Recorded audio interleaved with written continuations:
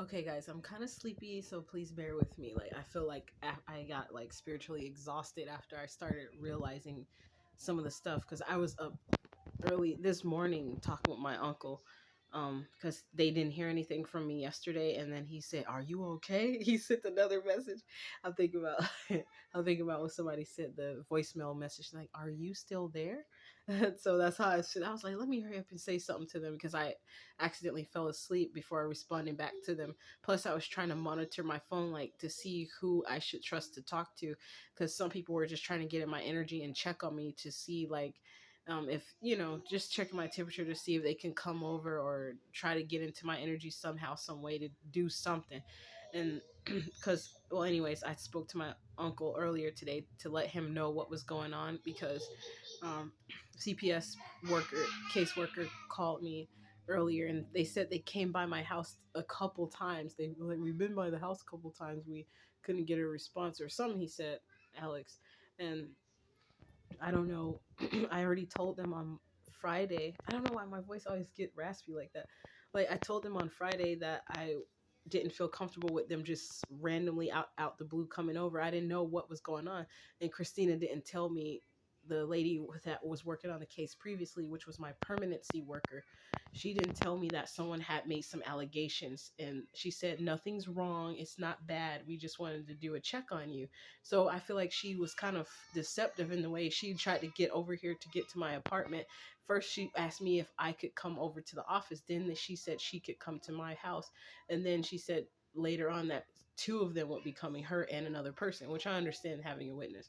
So, but then also my lawyer, I decided to talk to my lawyer and tell her, leave her a voicemail of what happened and what my concerns were of these people out the blue trying to come do a welfare check. They should have said something about they got some allegations, but I guess they couldn't say it because they were afraid that I might attempt to obstruct justice in some kind of way. So she tried to come at me in a friendly manner.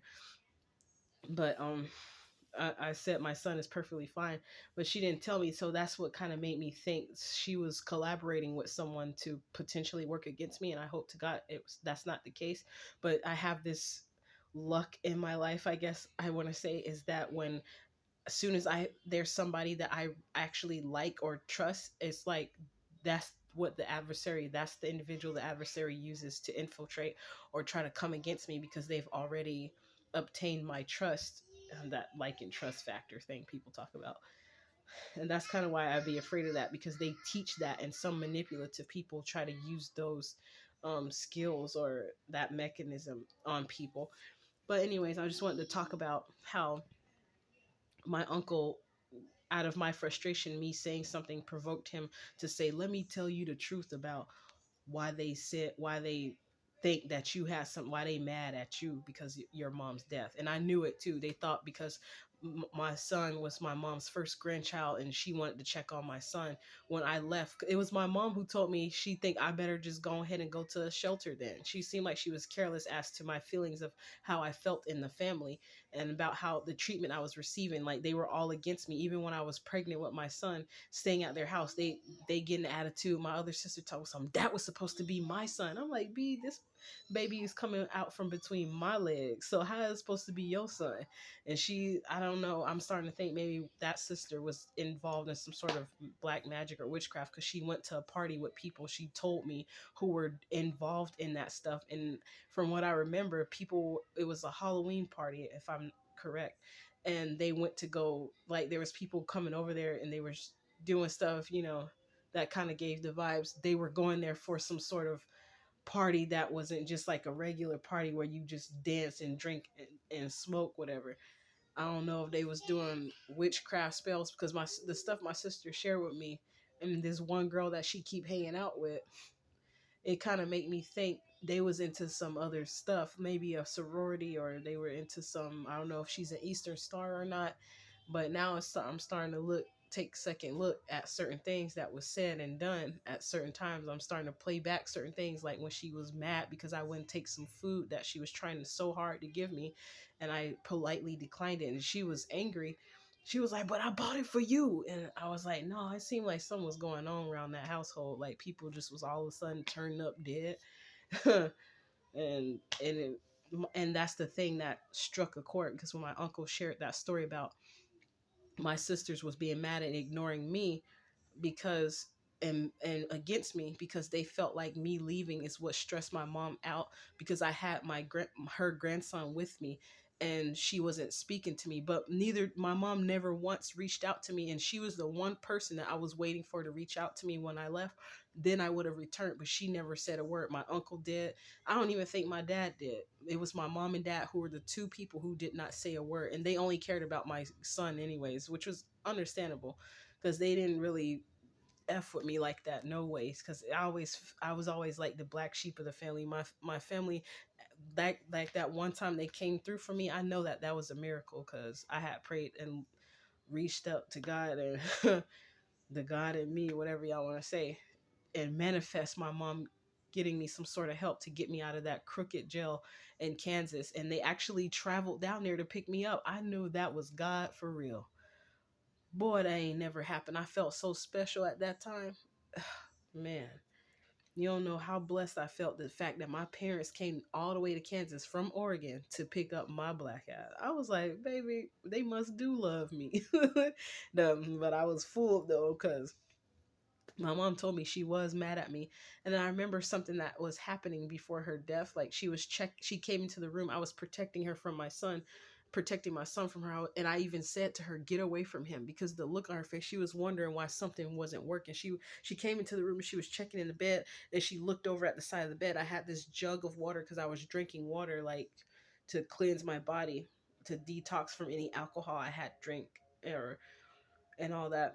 And then, like, just to purify my body.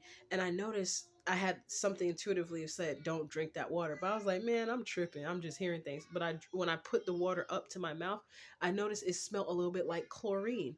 I was like, I don't think it smelled like that before I had filled this water jug up.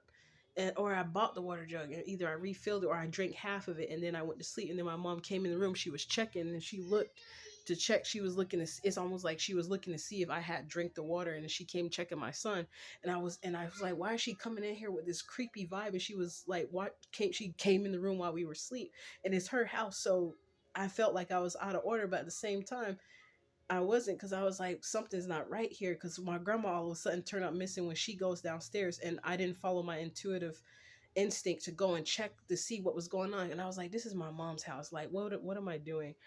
I checking on her. I was 29. I had turned 30, I think, after my grandma passed away. Yeah, after my grandma passed away back in 2022. And I was like, I knew this year was going to be something crazy, because I was turning 30 years old. I knew it was going to be like an outrageous, something different that's never happened before, it was going to be experienced. And then I was already depressed because my grandma had passed away, and the way she passed away, my mom was just praying for her instead of calling the ambulance. I was like, can I call the ambulance, please? Because, like, and I asked for permission, because some people don't like government officials and stuff like that coming to their house. So I was trying to be respectful, but at the same time make a suggestion, like, come on, we standing here, I know prayer works, but some just didn't seem right. So I called the ambulance, and then it took them a long ass time to get there. They usually come there like clockwork. But then, and I noticed it was two ambulance that came that time. Some wasn't right. And then my grandma, she had something in her stomach inflamed. And I remember the same thing was supposed to happen to me, because I was like, damn, I feel like what happened to my grandma is trying to happen to me. But I was fighting it in my mind. And then I survived. And sometimes now and then I'll still feel something over there, like the side, like maybe not where my kidneys at, but maybe my spleen, because it was my ex boyfriend. I always about to call that man my husband for some reason. Maybe we were supposed to be married, but he's a karmic, so hell no.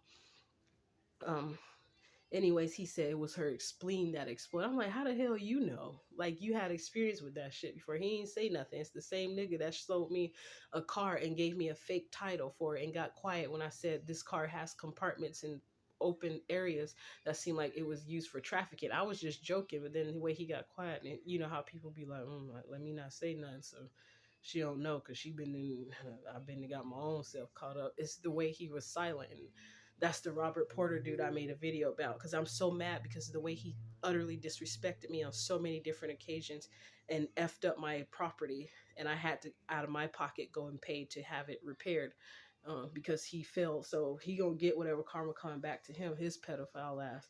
And I'm thinking that he's that way because of some stuff. Even his own daughter picked up on some stuff. And when he told me about what she felt, I was like, yeah, I'm right, because this Negro, he over there, like I was correct about my intuitive feeling. That's why I stopped letting him be around me and my son, because I was like, I don't know, if something don't feel too good, something ain't feeling right about him. And then the stuff that he say is always about sex and stuff about kids. I'm like, hell no, this man, he a pedophile. He a down low pedophile. That's why he don't like women, because he like little kids, and he probably prefer little boys. But he'll get whatever he can because he probably an energy vampire. But anyways, that's not what this is about. It's basically to sum it up and talk about how my mom and my grandma died the same exact way. They both had something.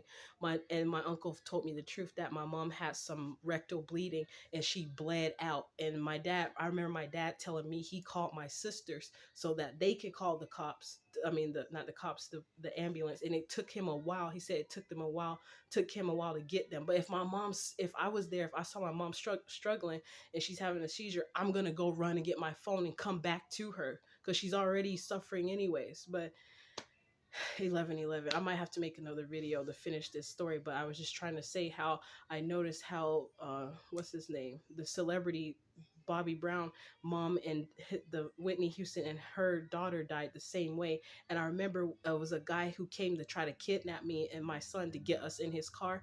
He looked exactly like Bobby Brown. Like how Bobby Brown would look if he wasn't dressed up all extravagant, just with a white t-shirt on, a hat, and some glasses on. And then he was yelling to us, I got my wife on the phone, like he mad that I'm not getting in his car. So be careful about that, y'all. That's pretty much what I was trying to get to and say, like how my mom died exactly the same stomach issue and inflammation, and then the rectal bleeding and all that. Like someone right about that. They both died the same way. And then my dad was mad at me and Charles said, I don't want to hear all that. And I remember my baby dad did the same thing. And my baby dad knew very well a bunch of stuff that was happening. And then he tried to mock me and do this. And the same stuff that he was mocking me about, it started happening to him in his life too. And then he was like asking me for money. It's all kind of stuff. But some of you intuitive people, you'll pick up on what I'm trying to say here.